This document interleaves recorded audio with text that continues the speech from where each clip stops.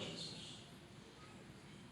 Hoje, mais uma vez, a gente pede aos papais a compreensão com as suas crianças, porque no culto de ceia a gente não tem um trabalho de culto infantil. Mas o berçário está aberto à sua disposição, se você precisar trocar sua criança, se você precisar amamentar, caso haja necessidade, o berçário está aberto à sua disposição. Precisar de qualquer ajuda, nossos diáconos e diaconisas estão aí para servir você, ok? Deus abençoe. Êxodo capítulo 3.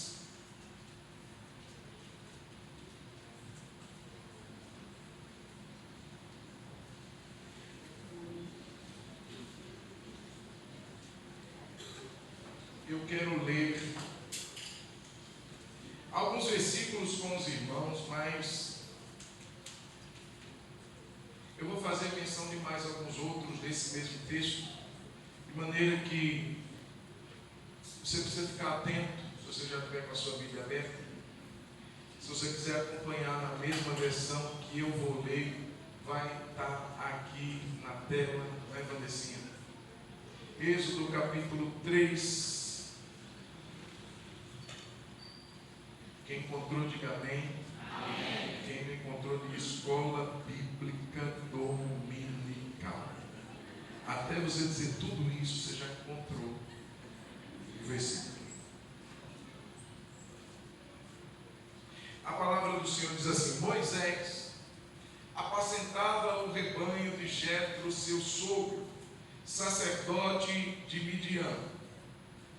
E levando o rebanho para o lado oeste do deserto, chegou a Horebe, o monte de Deus. Ali o anjo do Senhor lhe apareceu numa chama de fogo, no meio de uma sarça. Moisés olhou e eis que a sarça estava em chamas, mas não se consumia. Então disse consigo mesmo: vou até lá para ver essa grande maravilha. Por que a sarça não se queima?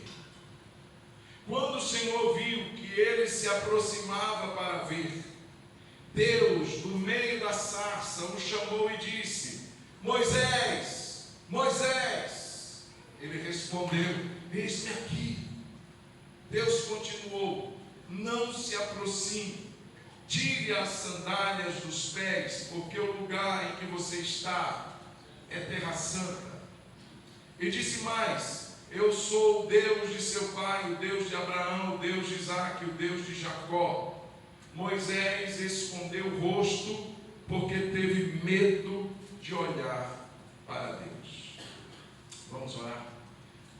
Senhor Deus e Pai, fale conosco nessa noite. Tua palavra é viva, tua palavra é poderosa e mais penetrante, cortante do que qualquer espada de dois cortes. Senhor Jesus, e se ela penetra, não permita, Senhor, que ninguém saia daqui sem ter uma experiência com a sua palavra. Meu Deus, porque não são letras mortas. A tua palavra é viva e poderosa. A tua palavra é o próprio Jesus que se fez carne, é o verbo, é a palavra que se fez carne. E que nós estamos aqui adorando a Ele, Jesus, o nosso Senhor e Salvador. Então, nessa noite, por meio desta palavra viva que acabamos de ler, as Escrituras Sagradas, fale conosco. Abra os nossos olhos espirituais e faça-nos compreender o que o Senhor quer para nós, tanto de uma maneira, ó Deus, coletiva, como corpo, como noiva, como igreja, mas também como filhos e filhas que aqui estamos. Em nome de Jesus oramos e te agradecemos. Amém. Meus irmãos, o tema dessa mensagem é um culto no deserto. É um culto no deserto. Vamos lá? Um culto no deserto. Irmãos, olha só que interessante. Ao meu ver, esse momento da história de Moisés foi um dos mais significativos, um dos mais marcantes que ele viveu. Aí você diz assim: pastor, mas Moisés viveu muita coisa poderosa. Viveu. Moisés, ele manifestou os sinais de Deus no Egito. Foram 10 pragas que o Egito penou, que o Egito sofreu, que que o Egito amargou, rãs, moscas, piolho, água em sangue, irmãos, tudo feito por Deus através deste homem Moisés. Além disso, o mar se abrindo. Você já imaginou esse evento que a Record tenta reproduzir, que as grandes empresas aí de filmes tentam reproduzir? Mas você imagina aquilo acontecendo diante dos olhos daquele povo? Ao vivo e a cores, o mar sendo aberto e o povo passando a pés enxuto. Uma vez um professor debatia com seus alunos, tentando desacreditar desse milagre, mostrando alguns argumentos, e tinha um dos seus alunos que era crente, e ele disse assim: como que você explica? Olha, professor, não explica. Olha, mas veja bem como é que o povo passa a pés enxutos. É porque ele foi dar um dos argumentos, dizendo naquela época do ano, as águas elas costumam ficar um pouco mais baixas, de maneira que o povo pôde passar e não se afogar. E aí o aluno respondeu a ele: interessante aí, professor, eu vejo que mais uma vez o meu Deus é o Todo-Poderoso.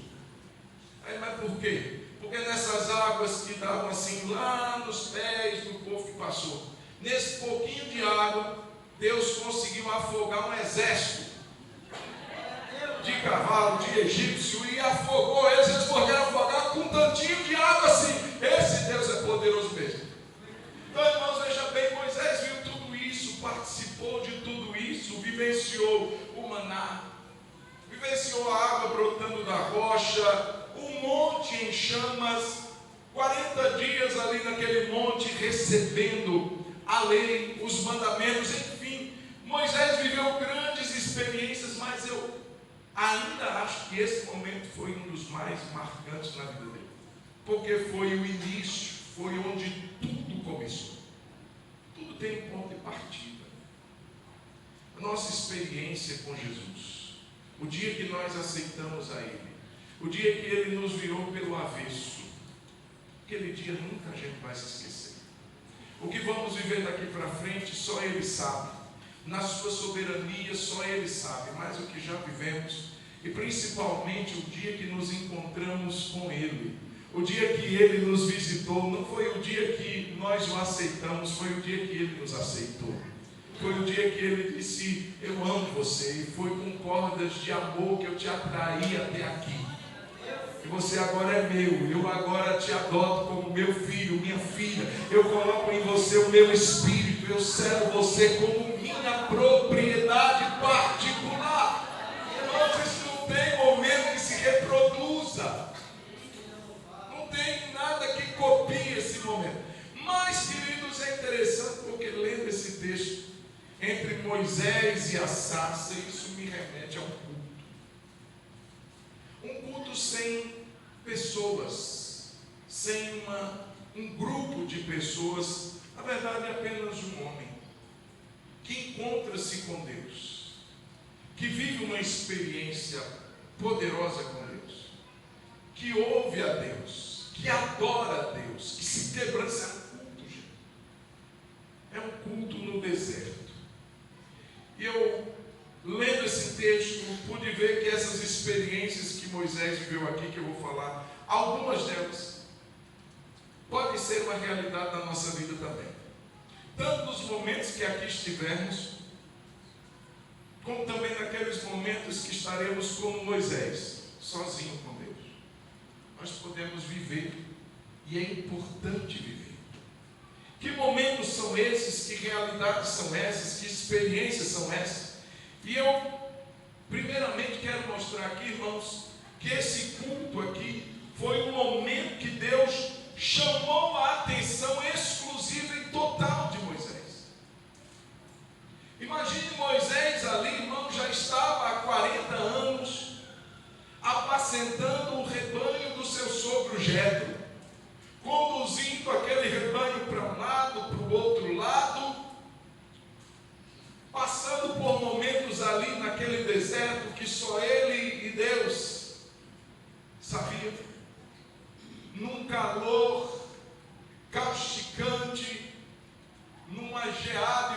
do deserto grande durante a noite, Moisés lá, vivendo a sua rotina. Geralmente é isso que acontece conosco. A gente se adapta a uma rotina. Segunda-feira, levanta, faz o café, corre para o ponto, pega o carro, enfrenta um trânsito de tantos minutos, chega lá, então vai para a academia, volta, toma um banho, vai para o trabalho, enfim, é rotina. E a nossa vida vira uma rotina. Às vezes até uma rotina espiritual. Eu não estou dizendo que é errado. A rotina é bom. A rotina é boa. Traz uma certa segurança.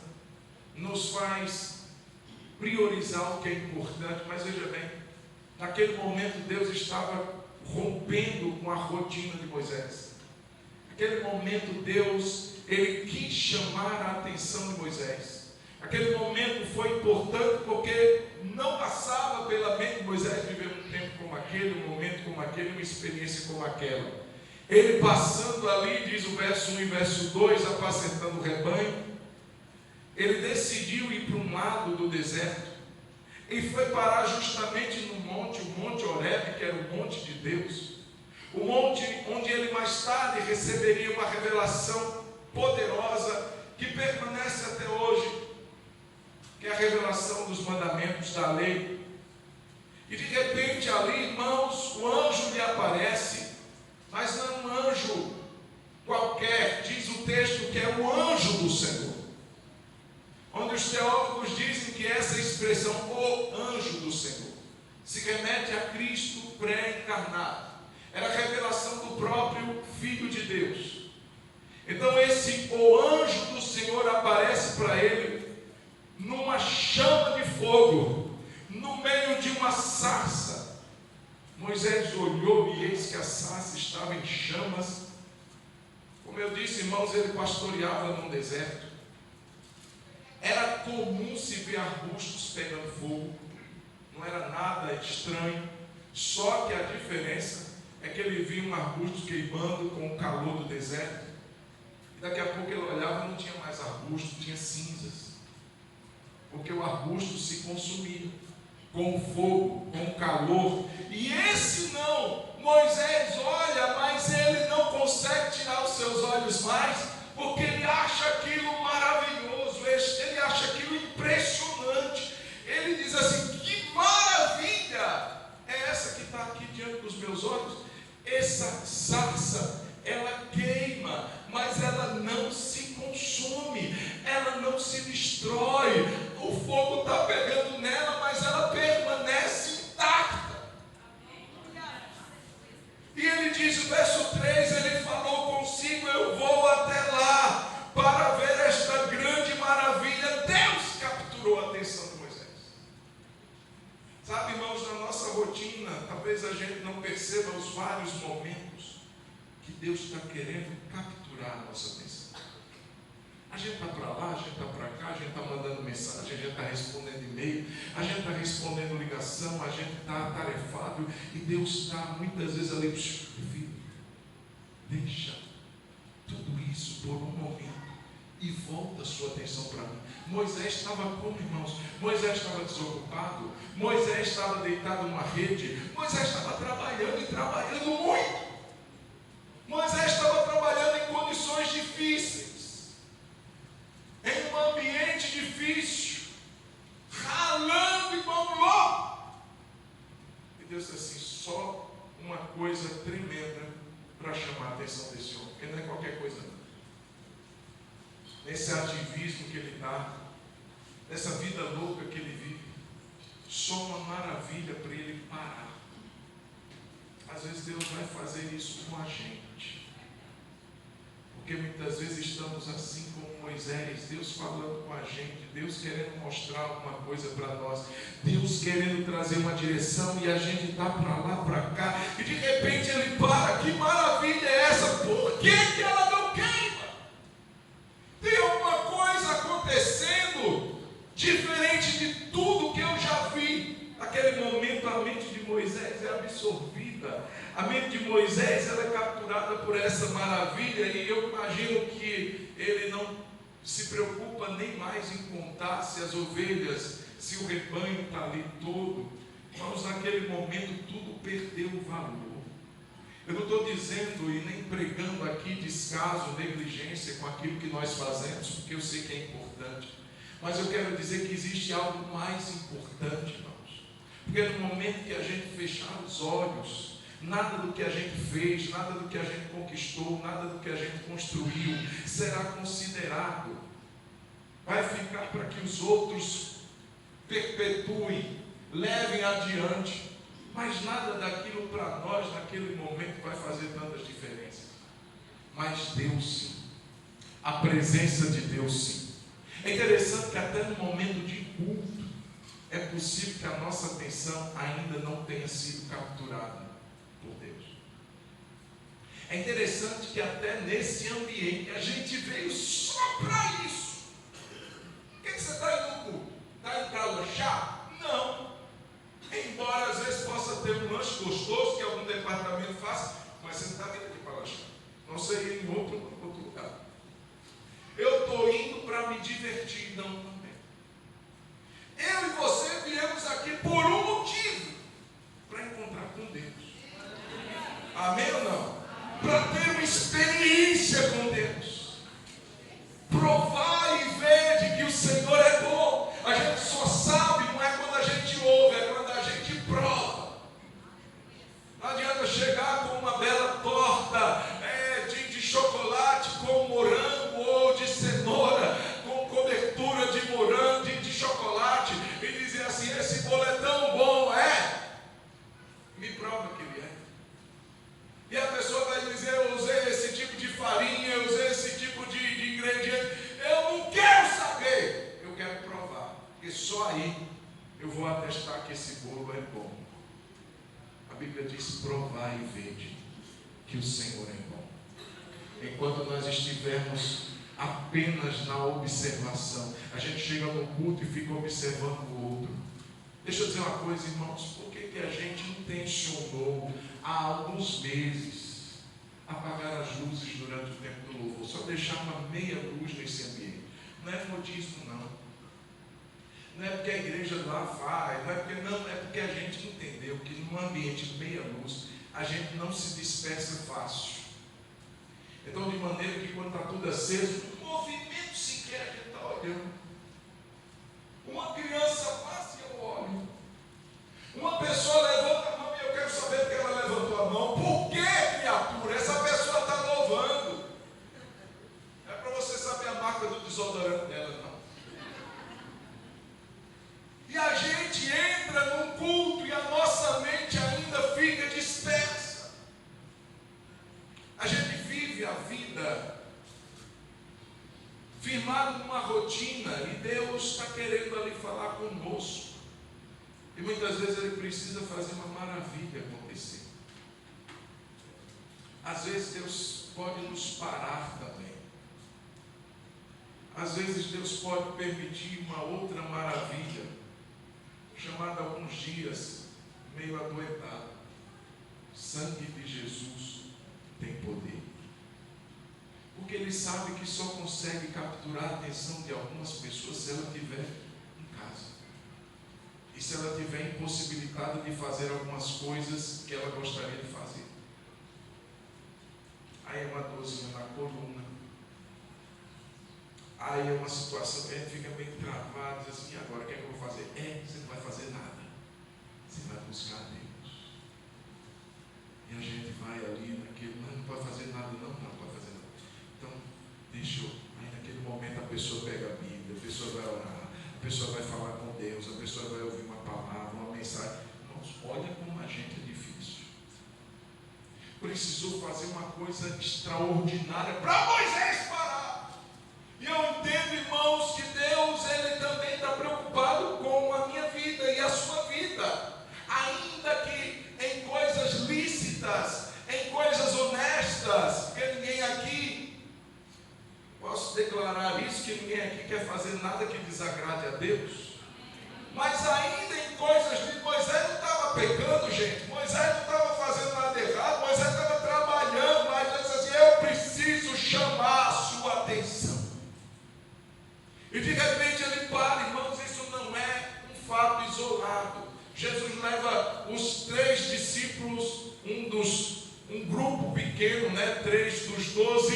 vai para um monte e se transfigura diante deles. E aparece lá Moisés e Elias falando com Jesus, e Pedro e os outros discípulos ficam ali absortos com aquilo que eles estavam vendo. Pedro não sabia nem o que falava, e ele disse assim: mestre, é tão bom estar aqui, vamos morar aqui, eu vou fazer 3 tendas, uma será tua, outra será de Moisés, outra será de Elias, a gente dorme aqui no chão mesmo. Eu não estou preocupado comigo, eu não estou preocupado com o Tiago nem com o João, eu estou aqui maravilhado com o que eu estou vendo, eu estou aqui maravilhado com essa glória que eu estou tendo, eu quero permanecer nesse lugar, deixa eu ficar aqui. De repente Moisés e Elias desaparecem. Vem uma voz do céu e que diz: este é o meu filho amado, a ele eu vi. Eu sei que Moisés e Elias, a lei e os profetas, aos quais eles representavam, têm algumas coisas muito boas para dizer, mas esse tempo agora é para vocês ouvirem meu filho. E diz a Bíblia que quando essa voz veio, os discípulos caíram por terra, tamanha glória, o peso da presença de Deus, e eles caem por terra. Diz a Bíblia que Jesus os chama, e quando eles se levantaram, eu gosto daquela expressão que o Evangelho traz: a ninguém mais viram a não ser Jesus. É quando a gente bloqueia todos os nossos outros olhares para se concentrar só em Jesus. Mas eu não estou propondo uma vida de monge em cima de um monte, de uma montanha, vai morar lá. Não, isso não é possível. Mas eu quero dizer, irmãos, que é plenamente possível, dentro da nossa correria, da nossa rotina, permitir Deus chamar a nossa atenção e pararmos para concentrarmos nele. Assim como Daniel, em meio a todas as suas atividades, a Bíblia diz que por 3 vezes o Daniel se colocava no seu quarto, abria janelas, e por 3 vezes na direção de Jerusalém, estando ele na Babilônia, ele orava ao Senhor, ele falava com Deus, independente do que ele tinha para fazer. O Daniel tinha uma mente capturada por Deus. E culto eu entendo ser um momento como esse. Meus irmãos, se a gente tem uma semana louca e chega aqui e a nossa mente ainda continua louca, desviando nossa atenção, pensando no que eu tenho que fazer amanhã, e passando o tempo que a gente está passando aqui sem aproveitar um momento sequer, Deus capture a nossa atenção. E culto é isso, e vida com Deus é isso. Quando Moisés para e diz assim: eu vou até lá, eu tenho que ir, eu tenho que ver. Não adianta eu só observar isso de longe. Por que que Deus chama a nossa atenção para Ele? Para nos trazer para perto, para nos atrair. Não é para Moisés fugir, não é para Moisés correr, não é para Moisés se afastar, é justamente o contrário, é para ele ir mais para perto. Eu vou até lá. Quando Deus captura a nossa atenção, quando alguma situação vem e que nós reconhecemos Deus, eu preciso do Senhor nessa hora, ele diz assim: consegui, agora você está me vendo, agora você está vindo até a mim, agora você parou tudo que você estava fazendo, você decidiu me buscar. Olha que interessante, quando Moisés faz isso, ele vive 2 profundas experiências. A primeira, a experiência do fogo. Diga: a experiência do fogo. Olha só, verso 2: ali o anjo do Senhor lhe apareceu numa chama de fogo, no meio de uma sarça. Moisés olhou e eis que a sarça estava em chamas, mas não se consumia. Por que Moisés estava ali absorto? Que momento é esse? O anjo do Senhor estava ali em fogo, em chama, que não consumia a sarça. Primeira experiência é a experiência do fogo. No culto, irmãos, na vida com Deus, uma experiência que a gente não pode abrir mão, é a experiência do fogo. Só que a Bíblia mostra algumas evidências do fogo, e que nem todas elas são experiências que a gente está, ou que Deus está querendo trazer para nós. Por exemplo, existe a experiência do fogo que revela juízo. Fogo que revela juízo. Hebreus capítulo 10, verso 26 e 27 diz assim: porque se continuarmos a pecar de propósito, depois de termos recebido o conhecimento da verdade, já não resta sacrifício pelos pecados. Pelo contrário, resta apenas uma terrível expectativa de juízo e fogo vingador, prestes a consumir. Aí esse fogo consome. Enquanto o fogo lá de Êxodo não consumia, esse fogo chamado fogo vingador, ele consome. E esse fogo é destinado, não é para filhos, irmãos, é para adversários. E esses adversários são esses que o verso 26 diz: pessoas que pecam de propósito. Até tiveram contato com Deus, mas a vida ímpia, a vida pecaminosa continua do mesmo jeito. Pessoas que aprendem, mas nunca chegam ao conhecimento da verdade. Pessoas que permanecem numa capa, muitas vezes, de religiosidade, mas o interior do copo e do prato nunca foi lavado. Sepulcros caiados, como Jesus denuncia contra os hipócritas e religiosos. Por fora são lindos sepulcros, nossa, maravilhoso, dá até para tirar uma selfie sentado num sepulcro desse, de tão branquinho que ele é, mas por dentro está cheio de ossos e morte. E ele compara isso a pessoas que aparentemente demonstram uma vida piedosa, uma vida com Deus, mas que vivem pecando de propósito. Ou seja, não tem problema nenhum, pastor, e daí? Estou nem aí. Diz a palavra que existe um fogo reservado para estas pessoas, que não é o fogo da sarça, porque o fogo da sarça, a sarça não se consome, mas esse fogo aqui é fogo vingador, é fogo de juízo, que consome os adversários. Lembre-se de Ananias e de Safira, lembre-se de Nadab e Abiú, filhos do sacerdote Arão, que ofereceram fogo estranho. Lembre-se de Uzá, que sem reverência ele estende a mão e toca no sagrado de qualquer jeito. Mas a arca está desequilibrando, mas está tudo errado. A arca não é para ser conduzida em carro de boi. A arca é para ser conduzida nos ombros. Não terceirize a presença de Deus. Viva a presença de Deus. É um peso, é uma responsabilidade, é o jugo que Jesus disse: é leve, é suave, mas você tem que carregar. Existe um fogo vingador, e esse fogo, irmãos, eu não quero para a minha vida. Você quer para a sua vida? Diga misericórdia.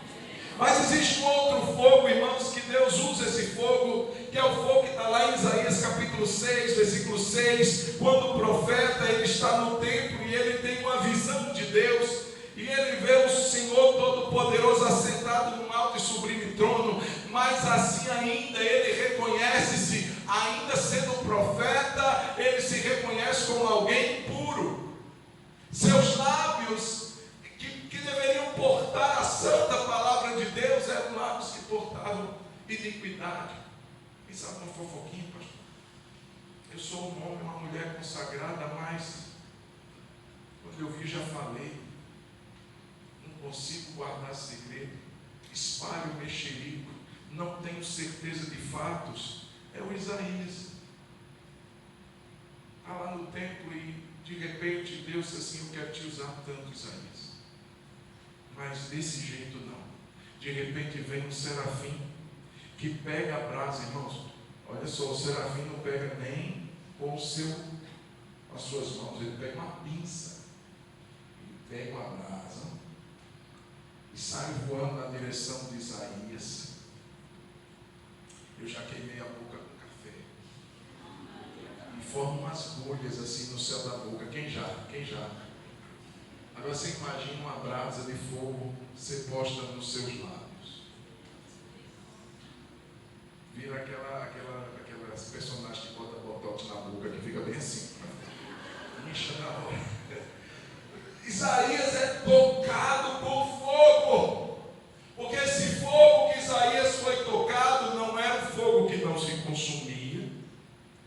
Mas também não era o fogo que o iria consumir, era o fogo que o iria purificar. E Deus usa muitas vezes esse fogo, irmãos, para nos purificar. A ardente provação que vem sobre nós para nos provar, para nos purificar. Muitas vezes Deus permitindo uma prova, muitas vezes Deus permitindo uma luta, mas não é para matar, não é para consumir, é para purificar. Deus sabe como nos trata. Existe o fogo vingador, existe o fogo purificador, mas Atos mostra que existe um fogo que enche e que capacita. A Bíblia diz, capítulo 2 de Atos, que apareceram distribuídas sobre eles línguas como de fogo, os quais pousaram sobre cada um deles, e todos ficaram cheios do Espírito Santo, e começaram a falar em outras línguas, segundo o Espírito lhes concedia que falasse. É o que a gente estava pedindo aqui, que seja hoje, Deus, que seja agora. Vem e derrama do teu Espírito. Esse fogo, ele não é para consumir, não é para matar, mas esse fogo é para encher e para capacitar. Esse fogo, irmãos, a igreja precisa orar e pedir por ele constantemente. Moisés tem essa experiência. Sabe, Deus estava querendo mostrar, Moisés, o que eu posso fazer por você, Moisés? Arbusto é uma coisa simples no deserto.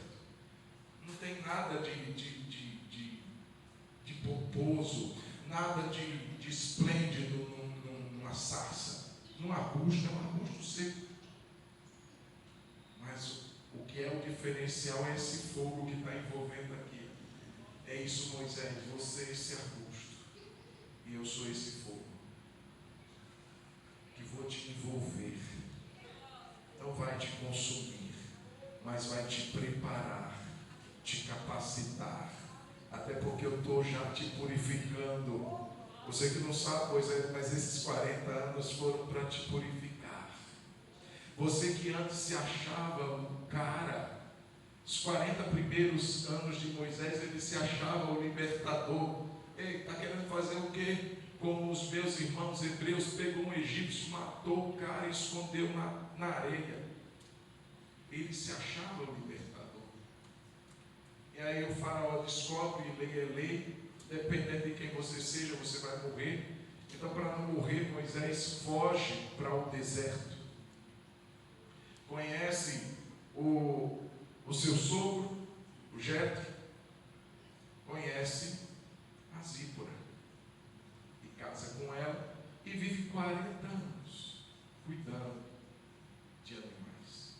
O libertador sendo esmagado, a ponto de Deus se apresentar para ele e dizer assim: eu tenho uma missão para você. Quem sou eu, Senhor? Não tem nada para dar, não. Quando o homem chega nesse ponto, quando a mulher chega nesse ponto, aí Deus diz assim: agora você está pronto para eu te usar. É quando você sabe que você de fato não é nada. Quem sou eu? Logo depois Deus diz assim: agora eu vou te mostrar quem eu sou. Eu sou o eu sou. Você não é nada, Moisés, mas eu sou o eu sou. Irmãos, Moisés, ele vive esse fogo. Mas além do fogo, ele tem uma experiência com a palavra. Diga palavra. Revelação diz no verso 6: eu sou, disse mais o Senhor, eu sou o Deus de seu pai, o Deus de Abraão, o Deus de Isaac, o Deus de Jacó. Moisés escondeu o rosto, porque teve medo de olhar para Deus. Irmãos, Deus aqui promove uma revelação a Moisés. Não bastava o fogo, precisava da palavra. Jesus disse: as palavras que eu vos tenho dito são espírito e são vida. Sabe, irmãos, nós precisamos ter esse equilíbrio. Eu vejo pessoas que buscam apenas a experiência do fogo, porque de fato é algo tremendo. Porque de fato a experiência do fogo é algo que atrai. O fogo é algo que traz beleza. O fogo fala do poder. Não tem a pessoa que não se sinta atraída quando vê uma chama, quando vê fogos, quando vê fogo. E no nosso meio, irmãos, é muito comum pessoas que ficam focadas apenas na primeira experiência. Não tem nada de errado você e eu buscarmos o fogo, e precisamos buscar o fogo, porque Deus não quer crente gelado. Diga glória a Deus. Deus não quer o nosso coração frio. Porventura não nos ardia o coração. Mas olha só, a mistura, o equilíbrio. Enquanto os discípulos de Emaús dizendo, enquanto pelo caminho ele nos falava e nos expunha as Escrituras. Tem gente que acha que o fogo, irmãos, ele vai existir por si só. O fogo precisa de um combustível. Diga comigo, o fogo precisa de um combustível, e o combustível é a palavra. Deus chama Moisés, você tem que ter uma base, Moisés. Não adianta você chegar lá e só dizer assim, Faraó, prepara que eu vou rodar o manto aqui. Prepara que eu vou soltar o verbo, prepara que agora você vai ver sinais e maravilhas. Tem que ter uma base, gente. Eu vejo crente aí que está querendo fazer a obra de Deus no fogo, sem palavra. Esse fogo consome, irmão. Esse fogo apaga. Se não tiver uma base do Logos, e a palavra, irmãos, Logos é exatamente isso, a palavra escrita, a palavra registrada. E no verso 6, Deus dá uma revelação a Moisés de quem ele é. Moisés, presta atenção. Como é que você vai lá para Faraó que você não me conhece? Não sabe nem quem eu sou. Você tem que ter um tempo para me conhecer, Moisés. Deixa eu te falar. Eu sou o Deus de teu pai, de Abraão, de Isaac, de Jacó. Eu quero que você me conheça. E para isso eu vou me revelar a você. Isso é palavra. O crente precisa ter tempo, gastar tempo com a base. E qual é a nossa base? Paulo diz, eu coloquei a base. E a base é Cristo. Veja, porém, cada um como edifica sobre esse fundamento. Porque eu posso edificar feno, palha, madeira. Irmãos, eu preciso da base. É sobre esta pedra, Pedro, é sobre esta revelação de quem eu sou. Eu sou Cristo, Filho do Deus vivo. É sobre esta rocha, Pedro, que você edificará a minha igreja. A minha igreja não estará em terreno arenoso, a minha igreja estará em solo rochoso, a minha igreja estará firmada em uma base sólida, é a palavra. Temos que ter a palavra, irmãos. Aqui os nossos olhos se abrem, a nossa fé é alimentada. Aqui a gente tem comida, a cegueira vai embora. Irmão, crente que tem a base, ele não cai em qualquer conversa, não. Não cai em qualquer discursinho bonito, não. Nossa, como ele fala bonito. Isso não quer dizer nada. A Bíblia diz que o espírito do erro, que o anticristo, na eficácia de Satanás, vai colocar sobre a humanidade, vai trazer muitos que se achavam que estavam do lado de Deus. O engano, a astúcia. Não é só falar palavras bonitinhas, bem colocadas, bem arranjadas. Tem que ter o Logos. Olha aqui, Moisés, para aqui que eu vou me revelar para você. Eu sou o Deus de teus pais. Eu tenho uma história, Moisés. Você apareceu nessa história. E eu tenho algo para você. Aí, irmãos, existe uma transição da revelação. Passa-se da revelação geral, do Logos, da Bíblia, do registro que foi escrito, e entra para uma palavra, para uma revelação rema. O Logos é o que está escrito, o rema é aquilo que Deus fala no momento. Verso de número 4, diz a palavra, quando o Senhor viu que ele se aproximava para ver, Deus no meio da sarça chamou ele, Moisés, Moisés. Ele respondeu, eis-me aqui. Eu acho que Moisés ficou piradão naquela hora, porque ele viu uma sarça que pegava fogo e não se consumia. Quando ele se aproxima, a sarça fala também. A sarça chama o nome dele. Moisés, eu estou aqui. Eu estou aqui. Esse negócio me conhece. Essa voz está falando comigo. Essa voz chama o meu nome. Agora passou de uma revelação geral para uma revelação pessoal. Sabe quando a gente vem num culto como esse? Aí está alguém pregando a palavra. É tão interessante quando isso acontece. Aí algumas vezes a pessoa diz assim: pastor, você está pregando aqui, dali, ó, Deus falou isso para mim, aqui que você falou, Deus falou isso comigo. E eu fico pensando: não falei nada disso. Não tem no meu esboço. Não falei. Eu não falei. Sabe por quê, irmão? Porque quando a palavra logos e a palavra rema, presta atenção, logos é a palavra registrada de Deus. A rema é aquela que Deus diz assim: Moisés, eu estou falando agora, não é geral, não é para a galera toda, eu estou falando para você. Estou te chamando pelo teu nome, eu conheço a tua história, eu sei quem é você, eu sei de onde você saiu, eu sei tudo que você viveu, eu sei em que momento da sua vida você está agora, e eu tenho algo para lhe dizer. Oh, mestre, ele tem um fantasma, os discípulos apavorados, porque alguém estava, um vulto estava andando sobre as águas, pensavam que era um fantasma. E eles disseram: quem é? Eles: calma, gente, não tem medo, sou eu. Aí Pedro diz assim: se é o Senhor mesmo, me manda ir ter contigo. Quem pediu isso, gente? Pedro. Aí Jesus responde: vem, galera, vem. Aí tem gente que diz assim: se eu estivesse lá, eu teria ido, teria se afogado, bobo. Porque Deus não te chamou, fica no teu quadrado. Deus disse: vem, Pedro. É um rema, é uma palavra própria aplicada para Pedro num contexto específico. Não é para você sair agora andando por aí. Eu vi num canal aí esse dia, estava assistindo Pandemia, muito estranho. Tinha um lagarto chamado Jesus. E eu fiquei: que trem de lagarto chamado Jesus? É porque ele tem umas patas compridas e ele é tão rápido que ele consegue caminhar nas águas sem afogar.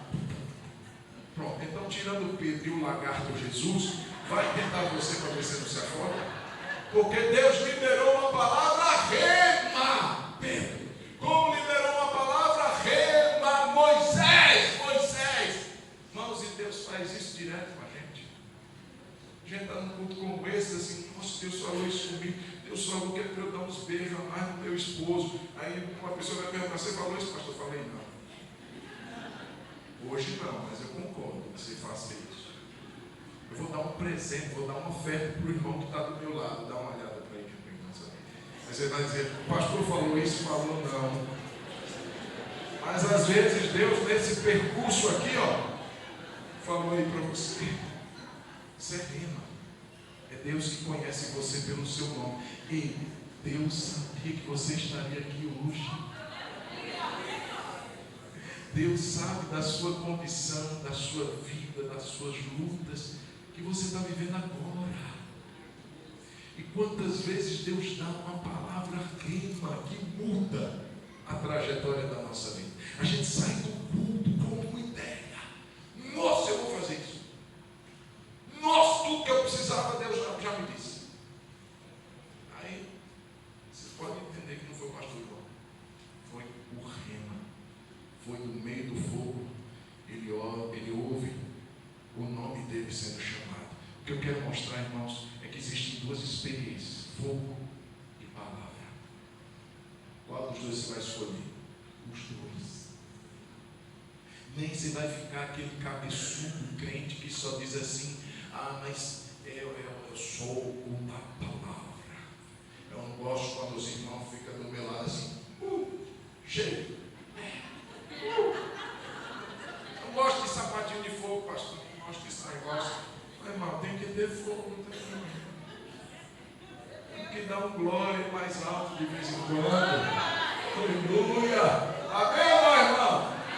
Eu já contei isso aqui. Um cidadão me parou e disse assim: pastor, nessa igreja bate palma, grita, faz tudo, só não peca. E já disse para ele aqui: se você está procurando uma igreja e não gosta de bater palma, nem vem para cá. Quer que a gente bata palma? Porque a gente quer o fogo. Aqui a gente quer a experiência onde Deus aquece o nosso coração. Quando a gente sai daqui amando mais Jesus.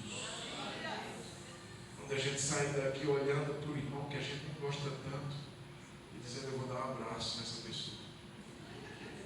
Porque o amor de Deus é tão grande que invade o nosso coração que a gente gosta até do feio da igreja. Não é? Da feia, da chata, do chato. Alguém disse que no meio dos árabes existem os chiitas e no meio dos crentes os chatos. Fala a Deus. E para encerrar, eu estou em 2 minutos encerrando. No culto, irmãos, a gente vivencia um duplo chamado. Diga duplo chamado.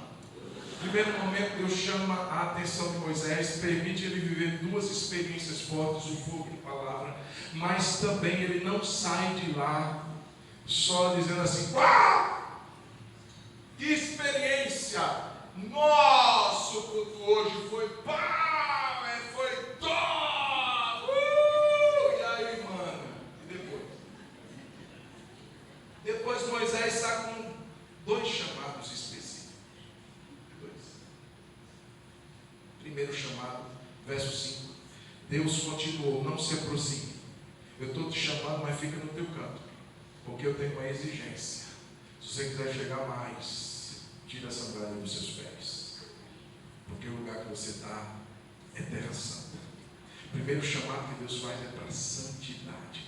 Mas veja, Moisés, aliás, Deus queria que Moisés se aproximasse. Sim ou não? Quem chamou? Quem chamou a atenção de Moisés? Quando Moisés foi capturado, ele ainda ouve uma voz chamando ele. Moisés, Moisés, ele fica aqui. Aí Moisés foi, gente, me chamaram, estou indo. Mas quando ele se aproxima, diz, fica aí. Aí, não se aproxime mais. Tira a sandália dos teus pés. Porque estar na minha presença não é de qualquer jeito.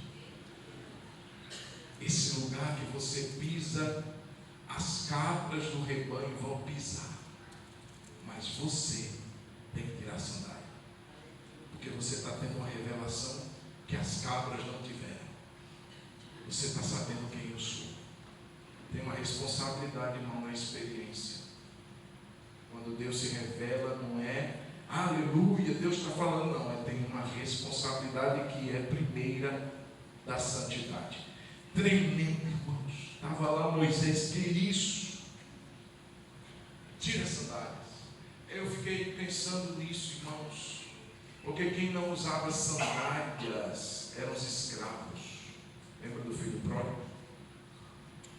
Quando o pai recebe, diz assim, coloca a sandália nos pés dele. Porque ele aqui é filho e não escravo. Moisés era alguém acostumado a reinar. Ele foi criado como filho de Faraó. Filho da filha de Faraó. Ele era acostumado a ter o controle, ele era acostumado a ter o domínio, e ele chega diante do Rei dos Reis. E ele diz assim, eu sou o Deus de teu pai, mas aqui não é você que vai mandar não. Tira as sandálias. Aqui quem manda sou eu. Eu que sou o Rei. Eu que sou o Senhor. Experiência de culto, irmãos, a gente sai daqui dizendo, Deus, quem manda é o Senhor. Quem obedece sou eu. Eu tiro as minhas sandálias. Também sandálias falam de impurezas. Quando a gente tira a sandália, por exemplo, na época da pandemia, quantas pessoas não entravam mais com sandália em casa, levante a mão. Eu tenho uma vizinha que ela é de origem asiática. A mãe dela é praticamente uma asiática. Casou com alguém e, enfim, veio morar no Brasil, mas lá é costume, eles não entram de sapato, para não levar contaminação para dentro de casa. Então, tirar a sandália fala disso também. Tira a sandália. Eu acho interessante quando Deus chama Moisés para essa vida de santidade. Ei, quer ter uma experiência completa no culto? É quando a gente sai dizendo aqui, hoje eu vou abandonar pecado. Hoje eu vou deixar de falar palavrão. Hoje eu vou deixar de fofocar. Deus me cobrou, porque eu estou falando demais. Hoje eu vou deixar de assistir umas coisas ruins que eu tenho assistido. Hoje eu vou deixar, hoje o meu namoro, meu relacionamento vai ser mais santo. Hoje o meu trato com a minha esposa vai ser mais santo. É quando a gente sai assim. Se a gente sai daqui e não muda nada, a gente não teve uma experiência completa com Deus. Tira a sandália de Moisés. É interessante, irmãos, porque esse mesmo Deus que disse para Moisés, tira a sandália, lá em João 13 ele aparece, tirando as sandálias dos discípulos e dizendo, deixa eu lavar seus pés. O que eu quero dizer, irmãos, é que Deus não exige nada de nós que Ele não nos capacite para viver. O Deus que diz assim, seja santo, é o Deus que diz, eu vou te ajudar no processo da santificação. Meu Espírito vai te auxiliar a vencer áreas da sua vida que você não está dando conta. A primeira carta de Pedro diz assim, capítulo 1, versículo 2, eleito segundo a presciência de Deus Pai, em santificação do Espírito. Não é santidade, é santificação. É um processo, que nesse processo eu e você não estamos sós. Estamos em santificação do Espírito. É Ele quem diz, tira a sandália, mas é Ele quem põe a bacia e diz assim, deixa eu lavar seus pés. Deixa eu te ajudar nesse processo. Você não vai conseguir viver santificação sozinho na sua vida. Eu vou te dar poder, eu vou te capacitar. Meu Espírito vai te auxiliar, porque eu não peço algo que eu não possa te ajudar a fazer. E para finalizar, o chamado da santificação e o chamado do serviço. Diga santificação e serviço. Serviço e santificação. Olha, essas duas coisas são interessantes, irmão. Tudo começou com o interesse de Moisés e terminou com o interesse de Deus. Moisés foi lá, nós foi interessado nessa sarça. Eu imagino Deus de lá dizendo assim, você não sabe de nada, inocente. Estou te chamando aqui não é para você simplesmente ter uma curiosidade. Eu quero realizar algo na sua vida. Quando ele se aproxima, verso 10 diz assim, agora venha. Venha, continue, você já tirou a sandália, agora vem, se aproxima mais. Eu o enviarei a Faraó, para que você tire do Egito o meu povo, os filhos de Israel. Começa com interesse nosso e termina com interesse dela. Às vezes você chegou aqui com interesse. Às vezes você veio aqui para a igreja porque achou uma irmã bonita. Você está calado porque Jesus está falando. Eu fui para a igreja porque meu pai disse assim, você volta dirigindo o carro. E eu tinha 15 anos e estava na seca de dirigir. Fui por isso. Fui pelo meu interesse. E voltei com o interesse de Deus. É assim, irmão. Você veio aqui pensando em alguma coisa. Deus está mostrando outra para você. Porque o que prevalece é a vontade dEle. E não a nossa vontade. Nesse chamado para o serviço, nós somos fortalecidos, irmãos, para enfrentar os faraós. Vem cá e eu vou te enviar Faraó. Faraó vai ser o seu maior adversário, mas eu vou te enviar ele. Você não vai só, você não vai no seu poder, você vai na minha autoridade, vai no meu nome, você vai enfrentar Faraó. Quando a gente está no culto é assim, irmãos. Quando a gente sai daqui tem tanto Faraó que a gente precisa lutar. Tanto Faraó que a gente precisa enfrentar, mas é aqui, nesse propósito que Deus nos põe, que nós somos capacitados a vencer inimigos, a transpor barreiras, a derrubar muralhas em nome do Senhor. E a gente avança porque conosco está o Senhor. Além disso, para finalizar, neste chamado, nesse propósito do serviço, o culto de Moisés começa só ele e Deus. Como é que terminaria esse culto? Versículo 12. Deus respondeu, eu estarei com você. Diga, Deus está comigo. E este será o sinal de que eu enviei. Depois que você tiver tirado o povo do Egito, vocês adorarão a Deus neste lugar. Você começou sozinho, Moisés, mas eu estou preparando um culto que vai estar lotado. Ei, querido, Deus vai usar você para trazer pessoas para adorar a Deus também. Amém, meu irmão? Amém. Pastor, eu vou sozinho. Não tem ninguém na minha casa que quer ir. Eu chamo meu marido, ele quer ficar assistindo televisão. Eu chamo meu filho, ele diz que tem outra coisa para fazer, mas eu quero profetizar sobre a sua vida em nome de Jesus. Você pode estar vindo sozinho, mas Deus está preparando um culto em que você vai trazer muita gente para adorar a Deus junto com você também.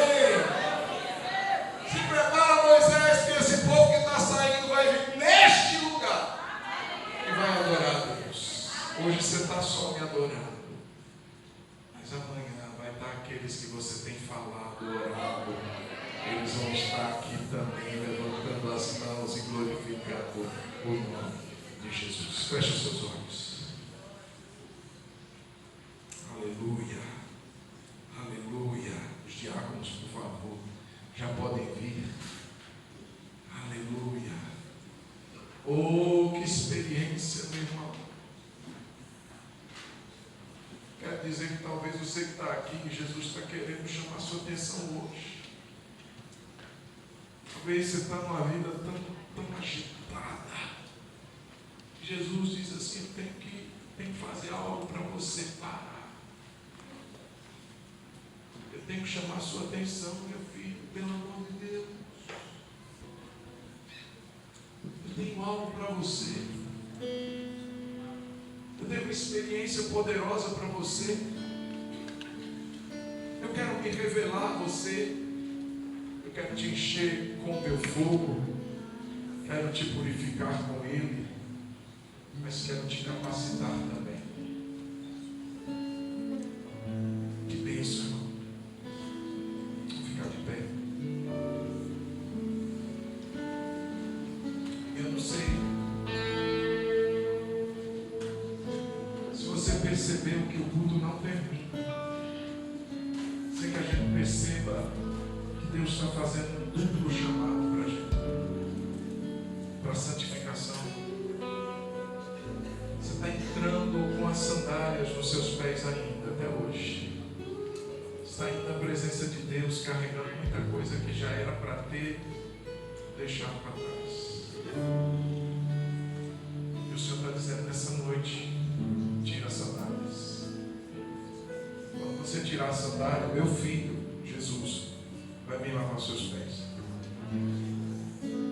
Mas tira a sandália. Essa é a atitude sua. De lavar os pés é de Jesus, mas a sua atitude é de tirar a sandália. Santificação é um processo de duas partes, a do homem e a de Deus. Então eu queria te perguntar: tem algo na sua vida que você ainda está carregando? Tem sandália que você ainda está insistindo em usar? É noite de você tirar essa sandália. É noite de você dizer: Deus me ajuda. Quem sabe Deus está te chamando para algo maior nessa noite. Ei, Moisés, você acha que você vai ficar cuidando só de rebanho? Só de cabra? Você vai libertar o meu povo. Você vai lá no Egito, vai enfrentar Faraó. Você vai tirar o meu povo de lá. Ei, querido, Deus está te chamando para uma batalha tão grande. Mas na certeza de que Deus está do seu lado. Eu estou com você, Moisés. Sabe por quê? Você vai ter essa promessa que Deus te fez cumprida. Eu e a minha casa vamos servir o Senhor. Pai, em nome de Jesus, levante sua mão, coloque a mão no coração, faça o que você quiser, mas não fique disperso. Deixa Deus capturar a sua atenção agora novamente. Se você está nele,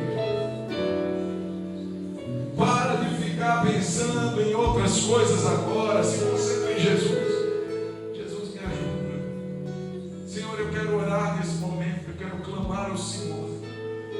Esse momento que o Senhor nos dá essa experiência, esse momento, Deus, do encontro contigo, esse momento, Senhor, em que nada mais importa, e que nós voltamos a nossa atenção só para o Senhor. Eu quero orar. estão orando ao Senhor também, pedindo a Ti graça, força, porque precisam tomar uma decisão, porque precisam viver uma experiência de santificação, porque, meu Deus, já é hora. Esse fogo, ele precisa ser fogo purificador, mas quando não damos atenção, ele se transforma em fogo vingador. Jesus, a gente quer pedir ao Senhor, purifica a nossa vida. Senhor, nessa noite, o fogo do enchimento também, temos pedido isso, temos orado por isso.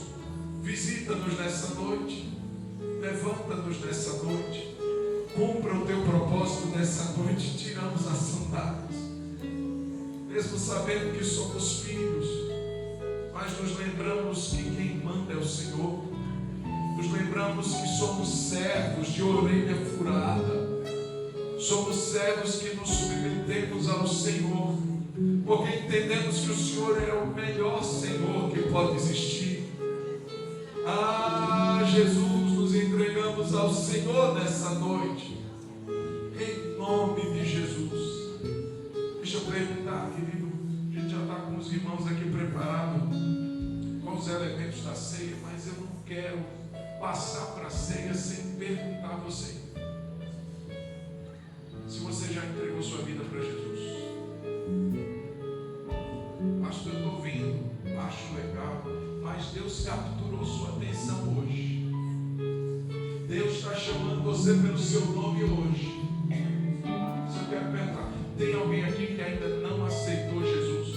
Pastor, eu quero entregar minha vida para Jesus hoje. Se você é essa pessoa que deseja entregar sua vida para Cristo, levante a sua mão. Quem vai estar olhando para você? Levante a sua mão, faça um sinal. Pastor, eu quero me render a Jesus. Eu quero entregar minha vida para Jesus.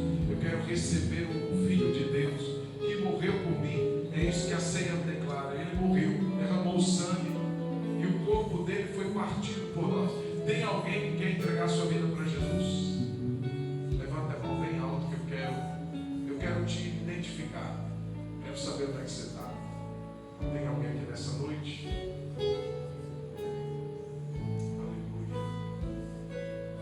Aleluia. Aleluia. Amém.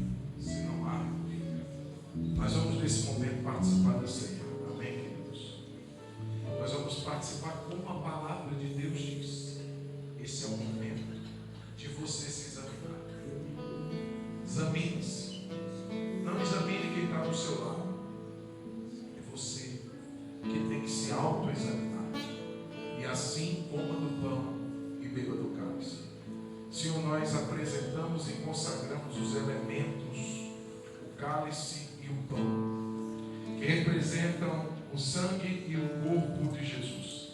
O Senhor diz: façam isto em memória de mim. Todas as vezes que vocês comerem o pão e beberem o cálice, vocês estão anunciando a morte do Senhor até que Ele venha. Então, Jesus, assim como o Senhor nos orientou, nós queremos participar desse momento, examinando o nosso próprio coração, vendo se ainda estamos entrando de sandálias na Tua presença, vendo se há algo na nossa vida que precisamos nos arrepender e abandonar. Senhor, nessa noite nós queremos dignamente, não é perfeitamente, porque só o Senhor é perfeito, perfeitamente santo, perfeitamente puro, mas de uma forma digna, Senhor, participarmos do pão e do cálice, em nome de Jesus. Queridos, só uma palavra de orientação: a ceia é a ceia do Senhor, não é a ceia da Batista, não. De maneira que, se você não é membro, se você é de uma outra igreja, mas já é batizado, você é convidado a participar da ceia. Você é da família, pode participar. Pastor, mas eu ainda não batizei. Então vou te orientar a esperar o momento do seu batismo. Assim que você passar pelas águas, você então vai ter a alegria, a liberdade de participar da ceia. Não fique triste com isso, mas que seja uma palavra para você se motivar a querer passar por esse outro mandamento. Foram 2 mandamentos, o da ceia e o do batismo. Então eu preciso passar pelo batismo para poder participar da ceia. Amém, queridos? Quando nós cantamos, os diáconos vão ir até você, vão entregar o cálice, o pão. Fique atento, cante, mas nesse momento cante com seus olhos abertos, porque o diabo pode estar aí perto de você e você precisa estar atento a isso. Enquanto a gente canta, os diáconos estão distribuindo, você pega o pão, pega o cálice e espera. A gente vai comer junto e vai tomar o cálice junto. Em nome de Jesus.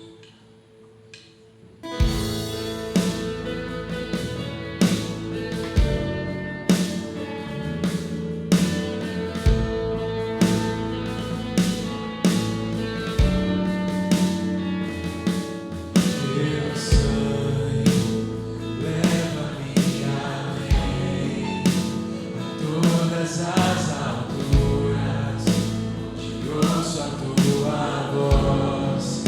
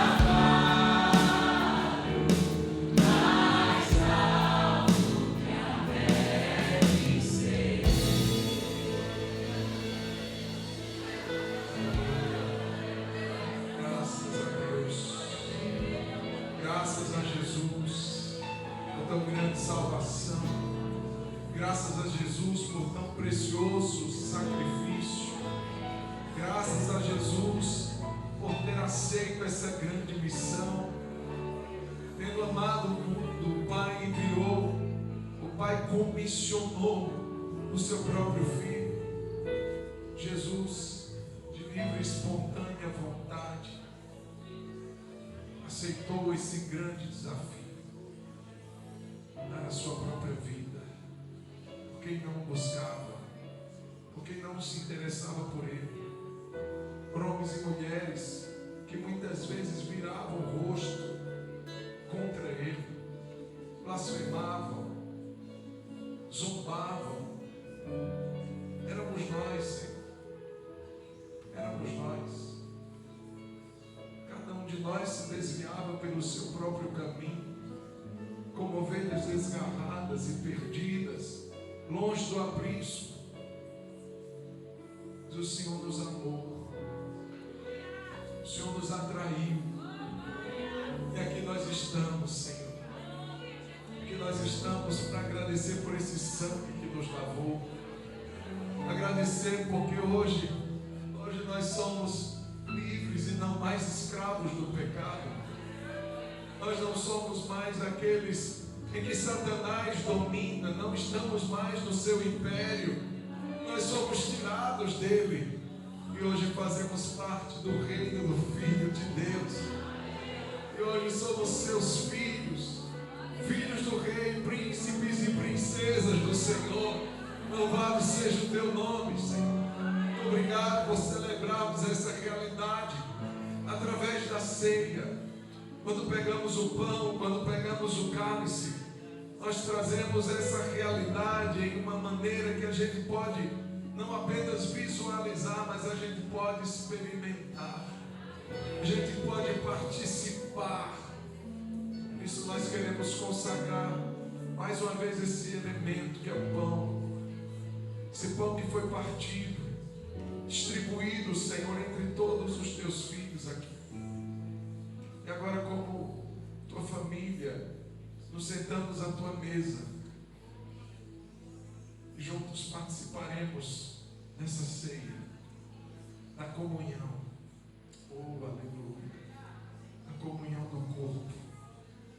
Somos o corpo de Cristo, somos a noiva do Cordeiro, somos a igreja do Deus vivo.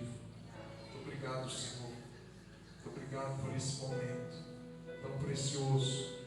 A palavra de Deus diz: na noite em que Jesus foi traído, ele tomou o pão e, tendo dado graças, ele o partiu e o deu aos seus discípulos, dizendo: tomai e comei, este é o meu corpo que é entregue por vós.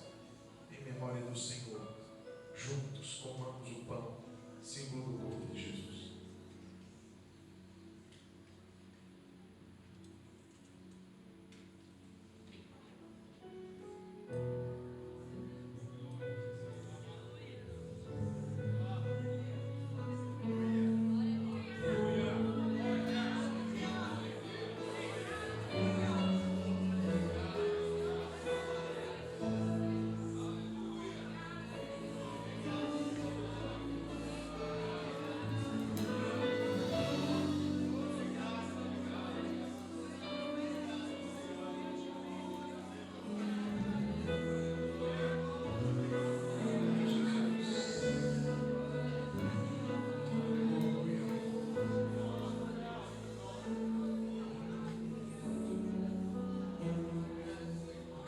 Do sangue, seu sangue, Jesus. A palavra diz que a vida está no sangue, a vida está no sangue. Participarmos desse cálice é recebermos a vida do Filho de Deus dentro de nós. Temos a alegria de sermos participantes da natureza divina. Somos filhos de Deus. Foi registrado num papel, não foi registrado em tinta, que o tempo pode tratar de apagar, mas foi o sangue de Jesus. Foi o sangue que não pode apagar. Que hoje temos esse momento que podemos pegar o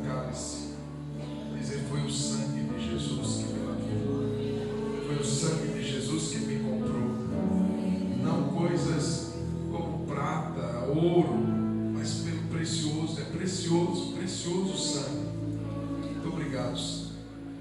Nós como igreja somos alcançados por esse sangue que nos lava, que nos purifica, alvos mais que a neve. Ah, Senhor, obrigado, Jesus. Não há pecado que o seu sangue não possa perdoar. Não há pecado que o Senhor, e nem pecador, que o Senhor não possa alcançar. Todos nós fomos a prova viva que o sangue de Jesus tem poder. Estamos aqui para isso, para dizer: o sangue de Jesus tem poder. Obrigado, Senhor. De semelhante modo, depois de apreciado, ele também tomou o cálice, disse: esta é a nova aliança no meu sangue. Fazer isto todas as vezes que o beberes, em memória de mim. Porque todas as vezes que vocês comerem o pão e beberem o cálice, anunciais a morte do Senhor até que Ele venha. A expectativa do crente no momento da ceia não é só entender e acreditar nessa realidade, porque isso a gente já acredita. Ele morreu, ele ressuscitou, mas a grande realidade hoje, que ainda não aconteceu, é que Ele vai voltar. Amém? Os dois grandes fatos já aconteceram, é fato. Jesus morreu e ressuscitou, mas a gente ainda aguarda um dia, um grande dia, que todo olho verá. Todo olho verá. O Filho de Deus virá nos buscar. E estaremos para sempre com o Senhor. Aleluia, aleluia. Em memória dele, tomemos o cálice, símbolo do seu sangue.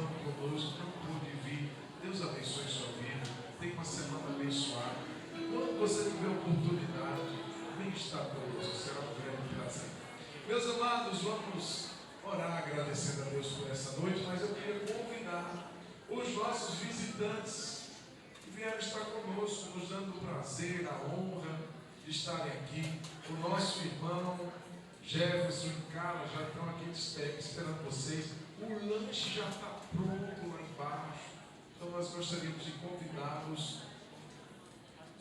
Karine, o Elimar, e tem também a pequenininha, a Laura. Aí, Jesus, me ajuda aí, Jesus. É isso mesmo? A Aura, isso mesmo, Karine. Vamos aplaudir ele, gente, vamos aplaudir ele.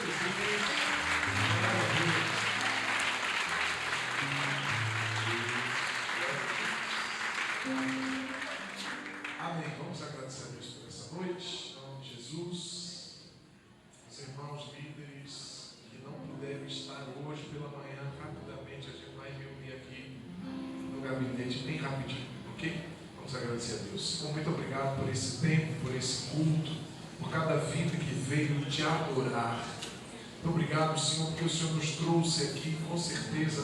O Senhor não estava lá nos vendo, o Senhor está aqui conosco. O Emmanuel está presente, está em nós. E esse momento foi para o Senhor, Pai. Te peço agora que o Senhor abençoe cada vida, levando-nos de volta, Senhor, em paz e segurança aos nossos lares, às nossas casas. Eu oro por uma semana incrível, surpreendente, de boas notícias. Livra-nos também do mal, Senhor, porque estamos nesse mundo. Dá-nos livramento, dá-nos a Tua proteção, dá-nos vitória, Senhor, em nome de Jesus. Que seja assim conosco, Senhor, Teu povo, em nome de Jesus. Que a graça de nosso Senhor Jesus, que o amor de Deus, o nosso Pai, que a comunhão e o consolo do Espírito Santo seja sobre todos nós, povo de Deus, hoje e para sempre. Amém. Pelo menos 3 abraços, pelo menos